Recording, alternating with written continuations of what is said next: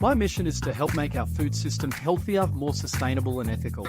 In a market where consumers are making more informed decisions about the food they buy, I believe that food businesses catering to these needs will be the most successful. I'm Michael Fox, CEO and co-founder of shiitake mushroom company Fable Food. For years, I've been obsessed with our food system. Welcome to my podcast where I talk shiitake with successful chefs, food industry executives and entrepreneurs to learn about what's led to their success in the food industry. Joining us today, we have an epic industry veteran, Greg Creed. Greg is the former CMO and CEO of Taco Bell, then was promoted to CEO of Yum Brands globally. That's KFC, Taco Bell, Pizza Hut, and the Habit Burger Grill. Greg was CMO of Taco Bell when in 2004, they launched the Mountain Dew Baja Blast. This LTO was so successful, it spawned an iconic new product, which still exists 20 years later, was Taco Bell's focus at their live Las Vegas party during the 2024 Super Bowl, and it's a product that will do over $1 billion in sales this year. That's a very epic LTO. In this episode, Greg shares how the team got to the deep consumer insights that led to this product. It's a fantastic story and an amazing learning, particularly as failing to get consumer insights like these right is what led to my first startup, Shoes of Prey, not succeeding. Greg also shares the stories behind avocado ranch dressing, the crunch wrap, and his thoughts on company culture, DEI, and ESG in the workplace. Greg's also the author of Red Marketing, which is one of my favorite marketing books of all time. I literally own 2 physical copies plus an audio copy in Audible. If you want to become a marketing pro, it's an outstanding book. You may also note our similar accents. Greg grew up in Brisbane, Australia, the same town I'm from. But enough of my raving about Greg. Let's get into the podcast. Greg Creed, welcome to the podcast.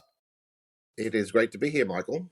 So the Baja Blast is one of the most successful, iconic and enduring LTOs of this century. And you were the CMO at Taco Bell who brought it to market. I'd love to hear more about the lead up to this LTO. What were the customer insights that led you to developing this product? Yeah, I think the key is, as you said, it was an insight, not an observation. I think what often happens is people try to innovate against an observation, which is what's happening, and an insight is why it's happening, right? So I think too many people just sort of get to the what. So the what was that we noticed that in the restaurant business, we measure what's called drinks per transaction. How many drinks per 100 transactions? So a good number is like 72. If you can sell 72 drinks for every 100 transactions, life is good. And so we noticed that over time, with our late teens, I call them late teens, early 20s, that our drinks per transaction were declining. And as I jokingly say, if you went to business school, you'd sort of go, oh, I probably need to drop the price of the drinks. They're too expensive. So the observation was drinks per transaction were declining amongst this very, targeted, group. What we dug deeper and found out was that what they were getting was a free drink at home. So basically, mum and dad had gone to the supermarket or the C-store, wherever, and they bought the 20-pack of Coke or the 20-pack of Pepsi or whatever, right? And so, in their brains, they're like, I've only got so much to spend, and why would I spend it on a drink that I can get at home? Because I'll just go home and get a free drink. So if you think about it, if we'd have discounted it, it wouldn't have worked because in their mind, it was free. It wasn't free for their mum and dad, but for them, it was free. Yep. And so the idea came that we needed to create a beverage that mum and dad couldn't buy in the supermarkets and take home. That was the sort of key insight, which was we needed to create something that is not available in supermarkets or no one else could buy it. The only place you could buy it would be Taco Bell. How did you get that insight from that age bracket? Did you go and talk to those customers? How did you do that? Yeah, I call it the sort of like 5 whys deep, which is you sort of ask why. And when you ask the first why, you get you get a sort of a superficial answer. Then you get a sort of less superficial answer, and then you keep going down. And I think if you dig deep enough, and you're right, you got to talk to the target audience. What we uncovered was, it was that they got a free drink. And so that was the beginning. Without knowing that, what we would have done is discounted the drinks because we would have thought, oh, well, they're just a little bit expensive. So if we discount them, because what you get taught in business school, well, we'll just discount them and then, the number will grow. And even though we'll make less profit, we'll sell more and, all that sort of stuff, right? Yeah. And so in this case, we really needed a proprietary beverage. So I remember sitting down with a guy called Joe Cagini, who was running the Taco Bell business for PepsiCo. And I said, "Hey, Joe, we need a proprietary beverage." And he's like, "Oh, Greg, we don't do those. Like, no one does those. You know, yeah, that's just not what happens, sort of thing, right?" And I was like, "No, no, no, we need one." And it was funny because his first response was, "Well, yeah, I don't think we can do this because, first of all, the Pepsi people wouldn't." I said, "We don't want to do it on Pepsi, by the way. We want to do it on Mountain Dew because at Taco Bell, we sell an awful lot of Mountain Dew. In fact, more Mountain Dew than Pepsi, right?" So the good news, I think what helped us was we didn't want their iconic brand, Pepsi. I think if we'd have sort of said, "Hey, we want a proprietary variant of Pepsi," they probably would have said no. And then there was lots of, and there was a guy called Dave Berwick who he was running Mountain Dew at the time, who went on to run Boston Beer Company. It's funny how this all happens, right? And he was running the Mountain Dew brand, and he's like, "Hell no." So everybody was like, "No, no, no." And in fact, I remember Joe saying to me, "Greg, you guys will be in this for about 6 weeks, like a normal LTO, and then you'll lose interest and it'll go away, and we're gonna have to do a hell of a lot of work." But I think the insight drove us to this idea that no, we needed to create a beverage that you couldn't buy anywhere else. You could only buy it at Taco Bell. And if you think about it, the funny thing is we have no idea how to make beverages. We can create food because that's our expertise, but not beverages. And I think the one thing we did sort of know was that if you think about Mexican beverages, there's a lot of lime in them. If you like Corona beer, there's a lime in the top, and if you've ever been to Mexico, there's lines with all the drinks. So, our contribution was, hey, I think it's got to have more lime in it. I give the PepsiCo guys a lot of credit, right? Because they could easily have just said no. Because if you think about it today, you think about like the relationships like Coke has with McDonald's. McDonald's does not have a proprietary beverage. And so, I give the PepsiCo team a hell of a lot of credit because they could have easily just said, look, we don't do it. It's not done in the industry. 1,000 reasons, here we go. Yeah, so basically we sent a team. Liz Matthews was the chief food innovation lady. A guy called Will Minton on my marketing team. He basically ran the project.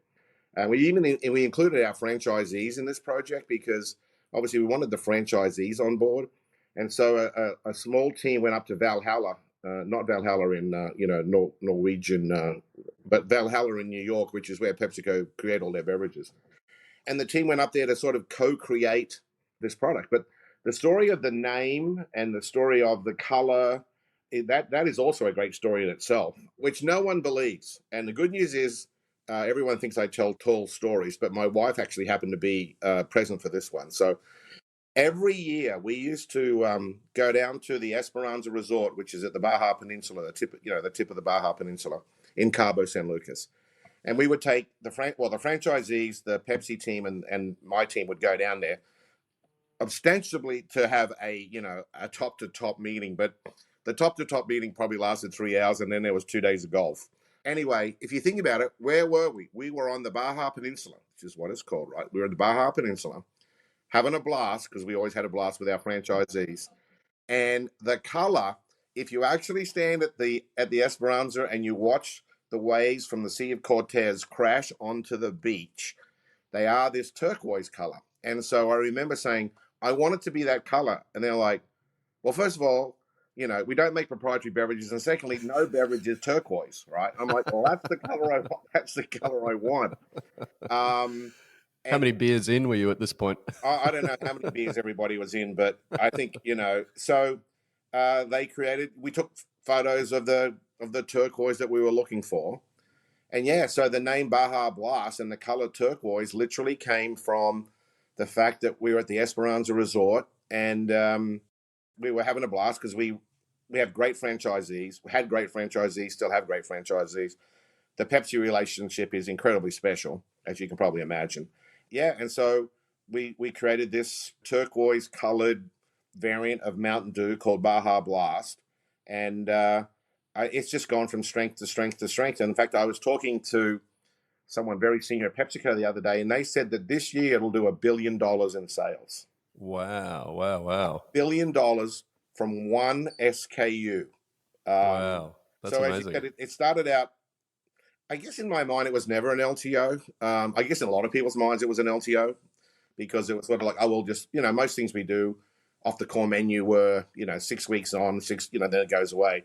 But given we sort of cracked this insight, I give Tom Wagner and Lynn Hemmons, they're the people that cracked the insight. I give them an awful lot of credit because they were the ones who really dug deep and sort of came up with, it needs to be proprietary. And so it was funny. So the brand grew and grew and grew and grew and grew. And after about 10 years, the PepsiCo people, I used to see Indra Nui, who was the CEO of PepsiCo every year. I'd go and visit her. And she was like, oh, we want to sell this in, in supermarkets and C-stores. And I'm like, no, because the whole objective is That's you the can't point. buy Yeah. it. But after 10 years, I think at the 10-year mark, we let them bottle, I don't know how many bottles, 20 million, who knows, 20 million bottles and cans. Because we also came to the realization that if you weren't a Taco Bell customer, you had never tried Mountain Dew Baja Blast, if you think about it, right? Because the only place you get it. So what we thought, and we agreed with the PepsiCo people, is that if we gave it broader exposure, then there may be people who really loved it. And then when we took it out of the supermarkets and C-stores, the only way to get it would be for them to go to Taco Bell. So after 10 years, I don't know how many they bottled. All I know is it sold out like boom, it just like boom, it went. And then for the next 10 years, again, it went back to only being available at Taco Bell. And I've been long retired, but I think now you can buy it. You can buy it in bottles and cans. So I think it's available everywhere. And I knew we had a huge hit on our hands, not just because it was growing and growing and growing, but when I had people say to me, I really hate you. I'm like, well, why do you hate me? And they're like, because my kids can't drive and I have to now drive them to Taco Bell to get a drink. Perfect. It's perfect. I used to say, you may hate me, but I think that's a perfect answer, because you've now got to go to Taco Bell and get a drink. And so Mountain Dew Baja Blast, about 1/3 of all beverages sold at Taco Bell are Mountain Dew Baja Blast. What did it do for your number? You said you were doing 72 drinks per 100 serves. Do you remember what that grew to? I think it grew like some massive. Now I know 3 is not going to sound massive, but if you go from 72% to 75%, that's massive because obviously there's a lot of profitability in drinks. I think that was the number. Again, it was so long ago, but to me it was just, and it's interesting because a lot of other brands have tried now to do proprietary beverage. You can see it all over the place. You see, and yet none of them have really worked. And I think the answer is because they sort of copied the observation, oh, well, Taco Bell has a proprietary beverage, we should have one too. They didn't actually understand the insight of that it was for free. And then I don't think what they've done is, I don't think they've made that variant sort of integral to the brand identity. Like Baja Blast in a turquoise color is pretty integral to Taco Bell, right? And then it has more lime. So it wasn't like, oh, well, just throw cinnamon in, or I don't know, some other flavor is popular. We didn't go with what was popular. We created a beverage that literally everyone felt could only belong at Taco Bell, right? And I think when I look at what other people try to do with proprietary beverages, I think they've missed a key insight, and then they've forgotten that it has to be almost like it was born by the brand. Not, what I mean? It was almost like, oh, this makes obvious sense because it could only be at Taco Bell or could only be at wherever. And then obviously you got to have a partner like PepsiCo that'll do it for you. And many years ago, I don't know again how many. We obviously every 10 years or so we pitch the beverage business, right? Basically Coke versus Pepsi. And I remember Muhtar Kent and Sandy Douglas were the CEO and COO of Coke, and I went to Atlanta thinking God would strike me down because, having been a PepsiCo employee before, I thought, oh, someone will strike me for being in this building. And I remember having a discussion with them, and I said to them, would you guys ever make a proprietary beverage, right? And the answer was pretty much no. And I was like, well, then don't try to win the Taco Bell business because you're not going to win it. There's no way Taco Bell is going to walk away from Mountain Dew Baja Blast, right? And so in a sense, it's interesting, that product also, strengthens the relationship between two companies. And it's my belief that if we hadn't done Mountain Dew Baja Blast and it hadn't been successful, we would never have done Doritos Locos Tacos.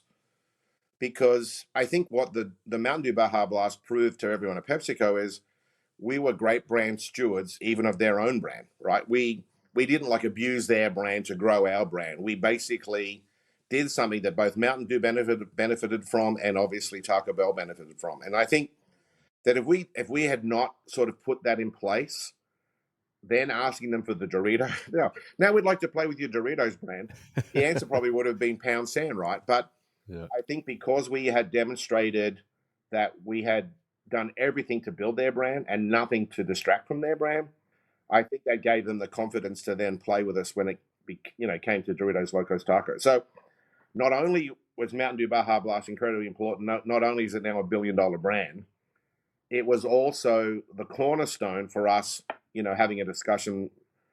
If you think about it, we launched Mountain Dew Baja Blast in 2004, and we started the Doritos project in 2009. And so, without that, there's no way they would have entertained, oh, yeah, well, we'll just let you play around with our Doritos brand. Because even with the Doritos Locos Tacos, they were worried that they would sell less Doritos because we were selling so many tacos made of Doritos, right? Nacho cheese Doritos. It's been an incredible success in its own right. I don't think anyone's remotely matched it. I don't think there isn't another, brand or beverage out there, or a proprietary beverage that comes even close. And now, of course, they've got a hard seltzer version, which, funny enough, Boston Beer Company, run by Dave Berwick, he's retired now, but the Boston Beer Company, they actually bottle the Taco Bell Baja Blast hard seltzer. And then obviously we turned it into a freeze. And then this year, for the 20th anniversary, they turned it into a gelato. Oh, wow. A Mountain And that was it. And I think it was like featured at the Super Bowl last year. Yeah. So a Mountain Dew Baja Blast gelato, which is that same turquoise green. And, I think it's spawned lots of ideas. I think other people have tried to copy it, but no one has even, I think, come remotely close to, with PepsiCo. So it was a great team effort. Our franchisees had to be on board, which they were. And as I said, a number of them even went to Valhalla and were a part of the tasting process.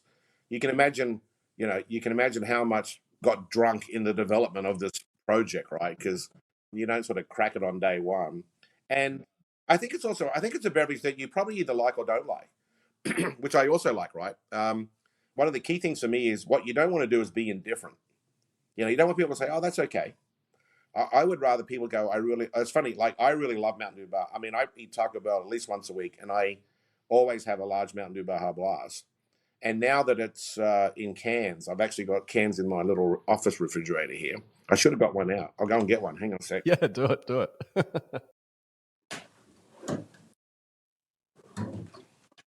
So, here it is, right? Here it is. Amazing. Wow. 20 years later. 20 years later, here it is in cans. And so I think it's just been, and then as I said, it was I'm going to have some now because I'm jealous. I should have got some too. Oh, now you got to get it, right? So yeah, it's a fail on my part. It's awesome. Now, to be fair, my wife doesn't really like it at all, but she doesn't drink a lot of soft drink, to be honest. And it's just so unique. There's nothing else that tastes like it. There's nothing else that looks like it. There are no other turquoise cans. There are no other turquoise beverages. The polarizing element of it is part of its draw, you think? Yeah, people either love it or... Yeah, I think what makes it distinctive. And we actually developed it to be eaten in conjunction with our food. So when the franchisees and Liz Matthews and Will Mitten they all went up to Valhalla, we basically fed them all of our menu. So it's like a sommelier, right? Which was like, create us a beverage that goes with our food. It was truly designed to go with our Mexican-inspired food. It wasn't like, I was just going to create a beverage. We literally said... You're tasting it with the food. We wanted to complement. So when you eat the food and you drink the drink, you go, yeah, that makes a whole lot of sense. And I think that was a key part to it was we could have sent people off to create a beverage. And it could have even been turquoise. But it was specifically designed. And so even when we were tasting it, as we got to taste, we tried, what about more of this and that sort of stuff. We always did it, eating it with our food. So this is like $1 billion wine. in a Mountain Dew form. In Mountain Dew form. I don't think there's probably not many wines that do $1 billion in sales, I guess. No. Maybe Yellowtail from Australia, but that might be about it. And so, when you tell people, we're like the sommeliers of fast food, everyone just laughs at us, right? They're like, that may be going just a little too far, but and so, I love this, there's the wave. You can't even see it. There's the wave. Yeah. It's all happening. Anyway. That's awesome. So that's the story. And as I said, I also think it helped us do Mountain Dew Bar. Helped us do the Doritos Locos Taco because there's no way they would have given us the Doritos brand if we'd have just knocked on the door one day and said, "Hey, we'd like to make a taco out of a Doritos."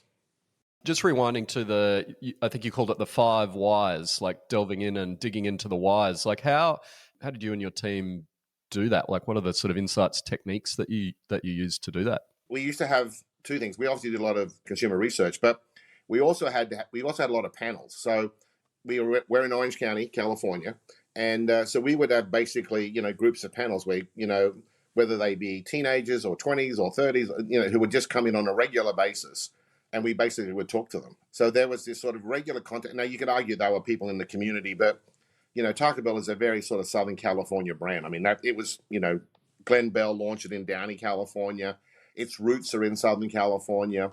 So, we sort of never went to New York to get insights. It was more fun. And it was funny because we even had agency people who, came from New York and they really couldn't write great creative for Taco Bell. You almost had to understand what this Orange County culture was like. Anyway, so we did the classic consumer insights. We did research groups. We were always testing ideas. We're always talking to customers. I mean, at our height, we were probably developing like 300 concepts a year. What I loved about Taco Bell, it's like an innovation machine. When people say, well, how do you create like Mountain Dew Baja Blast and Doritos Locos Tacos and all that? I said, well, you don't do it between 2 and 4 on a Thursday afternoon. That's just not how it happens. You have to have a culture across the entire organization of driving for insights, not observations. So that was one of the keys was to, I think too many businesses, I see things now as I, just being in retirement, I go, oh, that's just an observation. Someone observed something and now and a lot of people call an observation an insight. Oh, I had an insight. I'm like, no, you didn't. You had an observation. What's the how do you define the difference between those two? I think the difference is really simple. An observation is what's going on and an insight is why is it going on. Yeah. So the observation was we're selling less drinks. The insight was because they get a free at home. Yeah. And I think if you innovate around an observation, it is nowhere near as powerful as if you innovate around an insight. And I think one of the challenges in the whole industry right now, in the fast food industry, is everyone's mired in this value play, right? It's sort of like everyone's playing cheap and nasty, and how low can we go? Which, by the way, I'm sure the franchisees hate. I'm sure the customers love it, but the franchisees hate it. I guess what I see going on is there's a lack of innovation. Like, where is the Mountain Dew Baja Blast? Where are the Doritos Loco Tacos? And I don't just mean from Taco Bell. I mean, I think the best story, if you think about it, we've never discounted our beverages because we've got a proprietary beverage that everybody wants. So, it's not like, oh, well, when McDonald's used to do, a dollar drink for summer, we never did that at Taco Bell. We never discounted our beverages. And if you fast forward to the Doritos Locos Taco, when we were developing that with our friends at Frito-Lay and testing it, we originally tested it at a 20-cent premium to a regular taco. So at the time, regular tacos were, well, we'll just call it 99 cents to keep it simple. So we tested it at $1.19. And the sales growth in the test market in Toledo was like 28%, which is unbelievable in a category that grows like 3%. So like store like-for-like sales or taco like-for-like sales? No, that was the stores in Toledo like-for-like, 12 months like-for-like, 28%. Wow. So we actually thought, well, hang on a minute. What if we charged 30 cents more? And we wouldn't get 28% growth, but hell, we'd get another 10 cents, right? And so if you think about, I think so we ended up launching it at 30 cents more. The Doritos Locos Taco with the product and the little pouch it sort of came in, anyway, long story about that, cost 4 cents more. We made 26 cents more profit out of that 30 cents. And the most telling thing was people said, I haven't been to Taco Bell in 10 years, but I had to have it, right? And I think what's missing now is, if it was launched now, it would still be incredibly successful, even though people are watching their pennies, because it is such a breakthrough product. And here's a breakthrough product. I remember we presented it to the board, and so we presented the test market results, which were plus 28, and we were 20 cents. We're going to charge 30 cents. And Ken Langone, who was a founder of Home Depot, who was on the board, goes, so Greg, let me get this right. We're going to charge 30 cents more, and we're going to keep 26 cents. I said, absolutely, Ken. He's like, I won't even repeat what he said because you couldn't put it on a podcast. But there were F-bombs all over the place. And I just don't see that innovation happening today. And if you think about it, this is a billion-dollar brand. A couple of things. What was the insight that led you to do the Doritos Locos Tacos? Well, that one actually, funnily enough, didn't so much come from an insight. It came from, I realized in 2012, so we were back in 2008, 2009, and I realized in 2012 we were going to turn 50. Taco Bell, in sort of March 1962, Glenn Bell had started Taco Bell, right? And I thought, well, the last thing we can do is have a 50th birthday celebration because we're meant to be, young and hip and trendy, and you don't turn 50, right? So I sort of said to the team, I said to them, hey, we need an iconic product for our 50th birthday. And my brief to them was it has to be a taco because I said we'd done a lot of work around, crunch wraps and burritos and quesadillas and bowl. I said, but we're not Burrito Bell, we're not Crunch Wrap Bell, we're Taco Bell. And to give the team credit, all I said was, I want an iconic product for our 50th birthday, and it has to be a taco. And I give the team at Taco Bell and the team at Frito-Lay credit for, coming up with the idea of let's make a taco out of Doritos, which is not as easy as it sounds. It sounds very easy. And I remember we developed concepts. We did the concept development and testing in 2009. And the concepts just scored. They were scoring off. I've never seen scores as high, right? I mean, when you do 300 concept scores a year and you get one like off the charts, you go, I think we've got a big idea. I remember we had a meeting in January of 2010 at Frito-Lay and up in Plano, and Al Carey was the CEO of Frito-Lay. And to basically try to make one, and this is funny because Al's on the board of Home Depot. They went to Home Depot, they bought a spray paint gun, and they got the seasoning for Doritos, mixed it up, and sort of fried a Taco Bell shell and sort of sprayed on the seasoning. It was a bit of a Frankenstein, to be honest. But we got the idea that it was also a very easy idea to communicate. This shell was made out of Doritos. So we didn't have to we knew it was a great concept. We knew it was going to be easy to explain. The shell's made out of Doritos. The problem was we had to make it because Doritos are flat. They're chips, right? They're corn chips. And this thing has to bend. And so there was a lot of work that was done by the Frito-Lay team and a guy called Stephen Gomez who worked at Taco Bell. And he worked with the team. And there was a lot of work done to be able to bend this thing without it snapping. Because so we had to basically, I don't know. I think it's like we had to get more moisture into the formula somehow in order to enable it to bend. And so that wasn't easy. And then getting the seasoning on, they had to build 4 lines, like 4 lines. They probably spent like $15 or $16 million in making these lines. And then what they realized was they had to enclose them at the end because all this seasoning spraying around was getting in people's eyes and noses, and it was a massive irritant. So it took us a while. So 2009, we developed the concept, tested the concept. 2010, we developed the product and commercialized the product. So we had to develop it and commercialize it. And that was probably the hardest thing. And then in April of 2011, we did a test market in Toledo, got the 28%, sales growth, which was like unheard of. And at a 20 cents from premium. And then we decided we'd take a lower number at 30 cents because that was going to be more successful. So, and I think that's what's missing today. I don't see, like, where's the next Mountain Dew Baja Blast? Where's the next Doritos Locos Taco? And I don't mean it, I said, I'm not picking on Taco Bell. I'm just saying, I just don't see that sort of innovation occurring in the marketplace. And in the absence of innovation, everyone's discounting because if I don't have another reason to go except price, well, then price becomes my only reason. Why do you think that is? Why do you think that innovation's not happening? I think what Taco Bell had, because if you think about it, we launched quesadillas in 2001, Crunch Wrap, I think in 2003, burritos that were grilled in 2002, Mountain Dew Baja Blast in 2004, Doritos Locos Tacos in 2012. Basically, it's a mindset of we are an innovation machine. I used to jokingly say that Taco Bell is a marketing company that happens to sell food. we're not a tech company, and we're not arguably even a food company. What we are is a marketing machine. And I think everyone was excited and energized by being this innovation machine, right? Everyone loved to innovate, and so in that sense, as I said, it's not like Thursday afternoons everyone stopped work for 2 hours and we decided to innovate.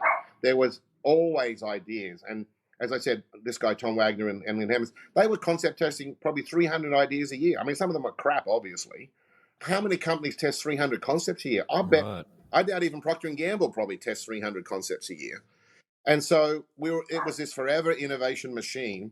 We also understood really clearly what the Taco Bell brand stands for. And I'll give you a good example of that. So one of the cornerstones of Taco Bell is this idea that it is Mexican inspired. When I first got the Taco Bell in 2001, I said to people, what is Taco Bell? And everyone could tell me what it wasn't. They couldn't tell me what it was, right?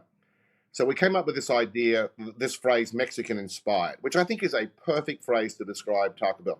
It's not authentic. We don't try to be authentic. No one thinks we're authentic, but it's sort of, we're inspired by Mexican foods and flavors and tastes and textures and all that sort of stuff. And so anyway, one year we used to have over the summer, we would have MBA students, finance and marketing students from USC, UCLA, and UCI. They were the three big schools, near us. And I remember a young woman gave a presentation, and it was a presentation about we should add ranch dressing to the menu at Taco Bell, right? So she was like, and so she had all these graphs, and everything was like everyone's eating more ranch dressing, and in the Midwest, people put pizzas in there. I mean, it's like, anyway. The joke was, what she didn't know, the joke was, as an Australian, I absolutely hate ranch dressing. I think it tastes terrible. So the Taco Bell people knew I hated ranch dressing personally. He obviously didn't know this. And she gives this presentation after 20 minutes, and the numbers are compelling, right? They're all this way. And I go, no, we're not doing it. And so all the Taco Bell people think Greg's just being funny because he hates ranch dressing. And I said, no, I'm not doing it because it's not Mexican inspired. And so to give her credit, they went away and they came up with avocado ranch dressing, which is Mexican inspired. And so what I also see going on in the industry or just in business is there's a trend. People jump on the trend, but they don't jump on the trend to make it consistent with their brand image, their brand essence, right? So they go, oh, well, ranch dressing's growing. Well, we'll put ranch dressing on the Taco Bell menu, right? And that's a really bad answer. And I think, again, then having this discipline to say, yeah, I get, and let's be honest, avocado ranch dressing pretty much tastes like ranch dressing, but it's got a little green swirl. And it's also called avocado ranch dressing, right? And I think that a lot of people, they just miss that. And they go, oh, well, ranch dressing is popular. We'll stick ranch dressing on our menu. And I think that dilutes what your brand stands for. Like you think about Taco Bell. The two biggest selling items in fast food are hamburgers and chicken sandwiches, and we don't sell them. Now, could we sell them? Of course we can sell them. It's not that hard to make a hamburger or a chicken sandwich. But just because you can doesn't mean you should, right? And I think if you've got discipline around what your brand stands for, it makes sense that you don't do hamburgers and you don't do chicken sandwiches. And I also said, one day, this sort of came to bite me. I said, we don't do salads, right? I said, you'll never see a bun or a salad at Taco Bell. And everyone goes, oh, well, people need to eat healthy. I'm not saying they shouldn't eat healthy. I'm not saying they can't eat healthy at Taco Bell. But why would we make a salad, right? I mean, go to a salad place if you want a salad. Just don't come to Taco Bell. And I see too many brands that jump on everything that's occurring. Oh, we got to have ranch dressing. Oh, we got to have a salad. Oh, we got to have a whatever. And all of a sudden, they dilute what the brand stands for. And at the end of the day, it stands for nothing. It absolutely has no clarity. I think everything that belongs on Taco Bell's menu, people go, yep, that belongs on that menu. I understand why it's on that menu. The one screw up, I guess my biggest screw up was when everyone was counting calories and everyone had to have healthy food and I wasn't going to do a salad. We tried a thing called the drive-through diet. So we had a young lady who had eaten a lot of Taco Bell, almost like a Jared story. She had lost a lot of weight. And then we thought, well, we're not just going to sort of do a weight loss thing. So we called it the drive-through diet. It was in hindsight, that was a very stupid idea. She was a lovely lady. She did lose a lot of weight and we got to know her and all that. But no one comes to Taco Bell for sort of what you would call diet food. You also have to learn by your mistakes. That was probably one of my that was one of my good all-time classics. Certainly for a guy who has never looked at a label in my life. In fact, I'm looking at this. I just don't look at labels. I eat for taste. And I think what happens is people just don't understand the true essence of their brand. They do things. I'm not suggesting that ranch dressing shouldn't have been on the menu, but what I loved is it became avocado ranch dressing. Do you remember the name of the intern who put that together and had that insight? I honestly don't. That is very terrible of me. It was a long time ago. But what I give it credit for, because a lot of people could have said, well, he's a what, because he's the CEO and he doesn't like it. But they went away and give him credit, created avocado ranch dressing. That's awesome. What I think she ended up working for us. I'm pretty sure we offered her a job and she ended up working for us. But this is a long, long time ago, and I'm old, so I think no. That's all but right. it's a great story because too many people just jump on trends and they don't jump on the trend and work out how to express it within their brand essence. One thing I love about when chatting to you, you always give credit to lots of other people on your team, and I know you do work in the sort of corporate culture space. Yeah, I'd love to hear how you sort of think about that. Well, if you think about it, they do all the work, right? I mean, the more senior you become, the less work you do. I mean, the less what you would call observable work you do. And everyone's got their skill set. And, I'm not good at a lot of things. Like, I am a terrible process person. I appreciate process. And I know in big organizations you have to have process, but I am the last person you would ever ask to, run the train. I'm not good at running the train. I may be good at saying where the train needs to go to the next stop, but I'm not good at running it, right? And so I think if you're very honest with yourself about what you're not good at, then you will surround yourself with people who have the skills that you don't. And I think that's critically important.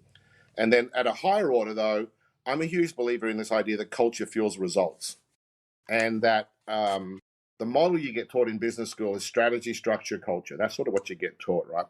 Write the strategy, work out the structure, and then, in your spare time, worry about culture. I think they're the right ingredients, just in the wrong order. I think it's culture, strategy, structure. And the reason I believe that's important is there are two cultures you have to write your strategy within. One is the external culture, what's happening in society, and the other is what is the culture of your organization. So otherwise you could write a intellectually brilliant strategy, but there is no way in hell you're going to execute it if it's not consistent with what's going on in society and it's not essentially doable by your organization. And so I think culture fuels results. I think that, and even things like DEI and ESG, which have come under a lot of pressure lately, right? There's a lot of pressure. I think the problem is that the naysayers turned it into, check the box, right? We're reducing carbon output. We've got more women in positions. We've got more people of color. Checking the box. No, if it has to be DEI fuels results, ESG fuels results. If it's not fueling results, then arguably not even doing it right. So I'm a big believer in DEI, ESG. I'm a huge believer in culture, but at the same time, you have to do it in a way where that drives the business performance. Otherwise, the naysayers go, well, you're just putting people in, boxes, checking boxes, and if the business doesn't improve, right? And the reason we should be doing all of these things is A, because they're the right thing to do, and B, if you do them really well, they drive performance. And ultimately, as the CEO of an organization, your job is to drive performance. So, yeah, I think that it is. I think it's the right thing to do to recognize like the people that we spoke about, because they did all the hard work. And Doritos Loco Taco was not my idea. I did not come up with the idea. I may have given them a brief that said, create an iconic taco for our 50th, birthday. And then I turned around and walked away. So that, that's my contribution, right? I did not come up with the idea it should be Dorito, all that sort of stuff. And even on Mountain Dew Baja Blast, Tom Wagner came up with the insight of, they're getting a free drink. We need to create a proprietary beverage. I didn't just wake up and go, oh, wow, we need Mountain Dew Baja Blast. That's not how it worked, right? And so I am a huge believer in culture. And I think that there's a lot of people in a business that what I call live the culture. And so living the culture is sort of like, someone who lives the culture in an organ, they'll make critical decisions. They will develop bold ideas. They'll hold themselves personally accountable. They'll recognize the team. But leading the culture is really, I think, everyone's responsibility, right? Because otherwise it's like, I just gotten a free ride. Living the culture is a free ride. And I think the difference between someone who leads the culture, they don't just make critical decisions, they empower the organization to make bold decisions. They champion bold ideas. You don't have to have the ideas. I think a lot of people, when you say innovation, everyone goes, "Oh, I'm not very innovative," right? I mean, a lot of people in the organization will go, "Oh my God, I'm not innovative." At one stage early in the Taco Bell life, when we were there, it was about, we were trying to make it more portable, make the food more portable, because it wasn't particularly portable, right? And people were eating in the cars. And so the insight was, we wanted them to make the classic taste of Taco Bell more portable. Pretty simple, the classic taste of Taco Bell more portable. So I was the chief marketing officer again. One day, a lady called Lois Carson, who's in the food innovation team, phones me up and says, "Hey, I've got this idea. Can you come down and have a look at it?" So I go down to the test kitchen, and she has created what is essentially the crunch wrap, hexagon. And if you think about what's in a crunch wrap, it is the classic taste of Taco Bell. It's ground beef and lettuce and tomato and sour cream and cheese and blah blah blah. And so she had folded it into this hexagon, therefore had made it portable because she had also grilled it right. So I'm like, holy hell, this is like, Jesus, this is fantastic. And so I said to her, like, when did you have this idea? Thinking she was going to say, in the shower this morning or driving to work this morning. And she goes, "Oh, you're the 5th CMO I've showed it to." Huh. Wow. And so it's a great story because people go, "Oh, I did not invent Crunchwrap. Lois Carson invented Crunchwrap. My role was to champion Crunchwrap where 4 other CMOs had not championed it." And so I think because you had that insight that because needed. we had the thing about, we wanted to make the classic taste of Taco Bell more portable. Portable, yeah. But I think a lot of people think, "Oh my God, I'm not innovative." And maybe your job isn't to be Lois Carson. Maybe your job is to champion someone else's ideas. And so I think people that lead the culture, they can champion others' ideas. It doesn't have to be, "I created the idea." And I think a lot of organizations is like, "Well, I need to have the idea." No, you don't. Maybe you need maybe you're in a position of power, that someone here creates an idea and you use your power. I don't mean like, authoritarian power, but you use your position to champion their idea through the organization. And so that's why I think it's important to give credit, because Lois Carson invented Crunchwrap. A guy called Steve Gomez, he basically, worked with Frito-Lay to make Doritos Locos Tacos. Liz Matthews, pretty much with the franchisees and with others, helped create Mountain Dew Baja Blast. And they deserve to get credit because it's their work. It's that simple. And the culture of innovation that you talked about, that you had at Taco Bell, and now when you look at the industry, doesn't seem to be there. What were some of the things that helped drive that culture of innovation in the organization? Yeah, I think first of all, we didn't pretend to innovate, on Thursday afternoons. It was sort of like we wanted to be an innovation machine. I think the other thing is it's about the questions you ask. If you think about it, I always used to say to people, most people go to a meeting, and when they go to a meeting, they almost go prepared to answer the questions they know they're going to get asked. So if you go to a meeting, you're pretty much like, "Oh, Billy or Mary are going to ask me these questions and I need to know the answer." Very few people go to a meeting actually having thought about, well, what question am I going to ask in the meeting? And so we used to sit around. The best example is, we were sitting around one day, just like shooting the breeze. I don't even remember in what circumstances, too long ago. And we were like, what is it that we like to eat that we'd like to drink? So that was just a question, right? What is it that we like to eat that we'd like to drink? And the answer came candy, or in Australian term, lollies, right? And so the idea of Starburst Freeze came from that question of, to be fair, we used to have food and candy and laying around like at Taco Bell, like it was. In fact, David Novak, who was my boss, was like, "We need to ease up on how much candy is laying around this place." We had Snickers and Mars bar. I mean, it was like it was like a kid in a candy store. It was sort of like Taco Bell. Anyway, so I happened to run into I was at a conference and I ran into the Mars people who own Starburst, right? And I said, "Hey, we'd like to do a Starburst Freeze." And they go, "We don't make beverages." I'm like, "Yeah, I know you don't, but we'd like to use your brand to make." Anyway, what was interesting there then was, so they agreed, and they were like, "Oh, the number one selling is this sort of like cherry flavor, like a reddish cherry flavor." And we were like, yeah, that doesn't look that exciting. The next one was pink. So the pink one, again, who else sells a pink drink? No one. Who else sells a turquoise drink? No one, except Taco Bell. So the team went down, I give them credit. So we were mucking around with colors, and they went down to the beach at Laguna Beach, and they stuck like a clear cup with like a plum color drink in it, and a clear cup with like a pink drink, like a pink lemonade drink in it, just to see. And the pink one just was 1,000 times better, right? So we went back to Starburst and we said, look, as much as plum is the whatever, plum, cherry, whatever is the number one flavor, we want to go with pink. So we went with pink. It was our first launch where we only used social media. We didn't use television. Again, I don't know what year it was. I can't remember when we did it. But so it had to be after 2010, 11 when social, when phones and all that sort of stuff. And we sold like 3 times the volume we expected to sell. Because again, we took a known brand name, Starburst, like we had taken a known brand name, Mountain Dew, like we had taken a known brand, Doritos, and we basically replicated it in a form that made sense in a Mexican-inspired Taco Bell. Yeah, what was the Mexican-inspired link with that?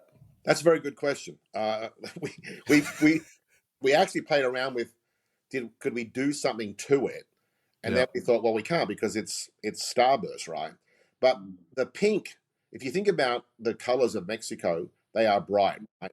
And so I think what we sort of convinced ourselves because we couldn't call it L Starburst just to make it because Right. Starburst wouldn't have like that. Yeah. I think what we decided was that the pink color and the vibrancy of the color was sort of what was the Mexican inspired part of that project. And so whether we were right or wrong, I'm not sure, but we convinced ourselves that no one else was doing pink, and pink was very bright and it was colorful, and Mexico is very bright and colorful and energetic, and so that's how we did it. So all of these stories I love because they, it's not just like we woke up one day and tossed a coin and decided to do this stuff. And I think a lot of people think that's what innovation is. No, we have a true understanding of what the brand stands for, this idea of Mexican inspired, this idea of, making the classic taste more portable, and then partnering with brands that are equally iconic. Mountain Dew, Starburst, and Doritos. They are iconic brands, and then doing the right thing by those brands and not, bastardizing those brands, which you could. And then if you did, no one would ever partner with you again, right? What would be your advice to say a 10 to 50 door sort of premium QSR chain that's someone who owns one of those chains or a CMO at one of those chains that's listening to this? What would be your advice to them on how they can adapt some of this? It's funny. I learned my craft at Unilever, and there was a thing called the just right score, which was, people say, oh, that's just right. I call it the just wrong score. In hindsight, when I was learning it, I was like, oh, it's the just right score. You want to get a score where, most people love it and no one hates it, and maybe some people love it, but no one hates it. It's sort of just right. I now, in hindsight, call it the just wrong score because I actually do want you to either love it or hate it. Yeah. And I think what makes it interesting and not beige. Yeah, not beige. And so I think that, if you're a 10 to 50, whoever you are, you want to create a concept and the food and the beverages to, there are a lot of people who don't like Taco Bell. That's okay. There's just a lot more that happen to love it. But I don't think anyone's indifferent. I think if you said to people, what do you think about Taco Bell? They'll either go, oh God, I hate that. Or they'll go, oh my God, I love it, right? And I think even back again, I'm going back in time, but McDonald's sort of had a pretty soft patch there for 5 or 6 years. And I think it was because they became beige. We would do research and people would go, yeah, there's nothing wrong with McDonald's. Yeah, it's okay. But and it's not bad. It's not great. It's okay. And no one goes to it's okay. That's not a brand. No one goes to okay. You want to go. That's why, as I said, be really clear about what you do. Like take Chipotle. They don't do tacos. I love it. They do bowls and burritos and quesadillas. Basically bowls and burritos. That's basically what they do, right? And I'm sure that you could argue, well, why don't you sell tacos? Because the world sells tacos. And the answer is because we do bowls and burritos. And you think about the brands that are really clear about what they stand for, and the brands that do the, avocado ranch dressing and not just ranch dressing, they're the ones that are being incredibly successful. It's the brands that try to be all things to all people. Like when we launched I was no longer the CEO at Taco Bell. I was running Yum, but when we launched nacho fries at Taco Bell, which we had tried 1,000 times to launch fries, and then so I give them credit, they came up with nacho fries, which was brilliant. The real brilliance was you don't get ketchup. It's the only concept in the world where you cannot get ketchup at when you get With your fries. fries. Yeah, we give you nacho cheese because we are Mexican inspired. Mm. And it would have been so easy. In fact, we made an ad. We made an ad about the ketchup packet being upset because it couldn't get into the Taco Bell restaurant. It's sort of standing at the window, the little sauce packet, and it's crying because it can't get that in right. And so it would have been so easy for everyone to say, well, of course, well, when you get fries, you have to have ketchup. Yeah, well, guess where? One place in the entire world, Taco Bell. And that makes you distinctive. So, I think sometimes people just go, oh, well, there's fries, oh, you got to have ketchup. Or, well, shit, everyone's selling salads, we got to have a salad. No, you don't. No, you don't. I'm sure, as I said, Chipotle's probably been told, oh, you should sell tacos. No, you shouldn't.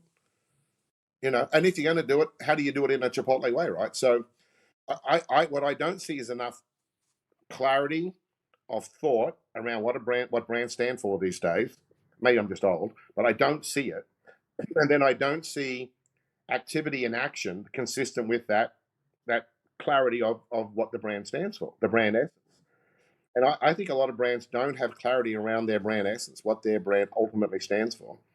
And I don't think a lot of employees and organizations could, in very short sentences like Mexican inspired, contrast the taste, textures, temperatures, and aromas, or, the classic taste made more portable. I don't think many organizations could do that. And that's what I love about Taco Bell in particular is, yeah, there's no ketchup with the fries. So not adding something actually helped make it distinctive. Are there any brands that you see that are doing it well at the moment? This is going to shock everybody. One of the brands that I admired, particularly during COVID, was Match.com. Did you ever see that work where the devil? Okay, it's just brilliant. If you the good news is you just met my wife. We've been married for 43 years, so I'm not on any of these whatever sites. But anyway, if you think about them, they are all about, we found 10 people and 5 of them got married. It's all lovey-dovey and sweet and all that sort of stuff, right? Match.com during COVID, you got to look it up. You got to find these ads. They basically had a woman who matched with the devil because we were living in hellish times, right? It is brilliant. Like everyone else is sort of schmaltzy and sweet, and everyone's nice, and he was the devil, and she was 2020. That was her name, right? Her handle or whatever. And so go look it up. You show it to people, put it on the podcast because it is brilliant. It is absolutely brilliant. And to me, it's incredibly distinctive because everyone else is schmaltzy, and here you've got the devil. But it was also, go back, remember I said about culture and strategy? The time of COVID, culture it was hell on earth, right? That's what everyone was saying. The external culture was it's hell on earth. And they tapped into that brilliantly by bringing the devil. How does that tie into their goals or mission of wanting to help you find the right partner? How did they tie that back in? Well, I think because they went to the extreme, right? Yeah. And they made themselves distinctive. Whereas, I don't even know who the other brands are, but everyone else is like, oh yeah, we match people and they do what, they all get married, they live happily ever after, whatever the story. It's beige because everyone does the same thing. And yet it's not distinctive. Yet the devil in 2020 was incredibly distinct. I don't know what relevant and distinctive. Yeah. So culturally relevant, incredibly distinctive, brilliantly written. I don't even know who the hell created it, but you need to go find it, and you need, if you can, put it on the podcast because I think it's some of the best advertising. I love the Dos Equis. Dos Equis, the beer, which is the most interesting man in the world. If you think about beer is pretty much, well, we pour this into this and it's an amber color and it's got a head and we drink it. Well, that's like beer advertising. And yet Dos Equis was sort of like this older guy with a beard, and he was the most interesting man in the world. And he does all these, stupidly interesting things. And it was sort of like, yeah, because everyone else is showing you this, pouring into a glass and drinking. Well, they don't even show you drinking it. Whereas Dos Equis was, well, who doesn't want to be more interesting? Do you want to be one of the boys? or do you want to be more interesting? Easy answer. I want to be considered more interesting. So again, that's another great case of a brand. I don't even drink beer, but I must be the only Australian that doesn't drink beer. But that the Dos Equis, the most interesting man in the world campaign, which you need to look that up as well, and show everybody. That to me is another great example of they understand who the brand is, and they have a distinct positioning compared to everyone else, which is everyone else is just about you see the flavor or taste or the hops come from Germany, whatever the hell it is, but it isn't about the fact that if I want to be considered more interesting, I'm going to drink this beer. I love brands that essentially are the anti of whatever else is going on. My last one at Taco Bell was we decided we would get into late night. So my joke has always been that the food was created for late night. We just happened to sell it the rest of the day. And I know we got to go soon. And so there's a guy called Jeff Fox who came up with the idea of fourth meal, because everybody else had a late night program. McDonald's had a late night program. Wendy's had a late night program. Burger, everyone was called late night. And Jeff came into me one day and he goes, I think we should call it fourth meal. I'm like, genius, right? And so fourth meal has almost become part of the vernacular. So instead of saying, and I think Taco Bell probably owns late night as a concept, right? Also, the food is also appropriate for late night. But the idea that we're the fourth meal brand, not the late night brand. And so, I give Jeff Fox a lot of credit because, again, doing late night, we could have just been the 27th brand to do late night, but we were the only brand that's ever done fourth meal. And I think it's having that clarity and having people who don't want to be beige. It's kind of culturally relevant. It's relevant to what Taco Bell's food is. It's distinctive because you've got a unique take on it. Fits with your own framework. So it's not even an idea that just you go, well, we just stuck a weird idea. It's an idea that when you hear fourth meal, you go, oh, that belongs at Taco Bell, right? Because it's also a clever idea. And I think everyone thinks what we do is also clever. People go, oh, I wish I'd have done that, or I could have done that, or why didn't I do it? So just another little example of, when we decided to get into late night, here's Jeff who comes in one day and says, hey, why don't we call it fourth meal? And I'm like, why not?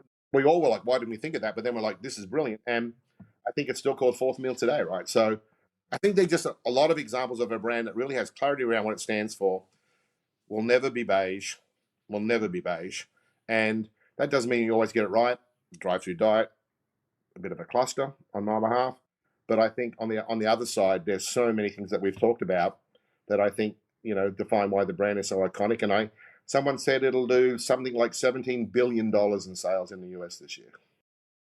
Awesome. Well, thank you so much, Greg. Always love chatting to you. You got so many interesting stories from your amazing career, and you're a bundle of energy. It's awesome. I really appreciate it. So much good stuff to learn out of it. And I keep referring back to your Red Marketing book too. I think the frameworks and things in there are amazing, and we love applying all of that logic at Fable. So no, thank you for writing it. Really appreciate it. My pleasure. Be well, and it's been wonderful to chat, and it's great to get down memory lane. So keep well, mate. Awesome. Thanks, Greg. Cheers.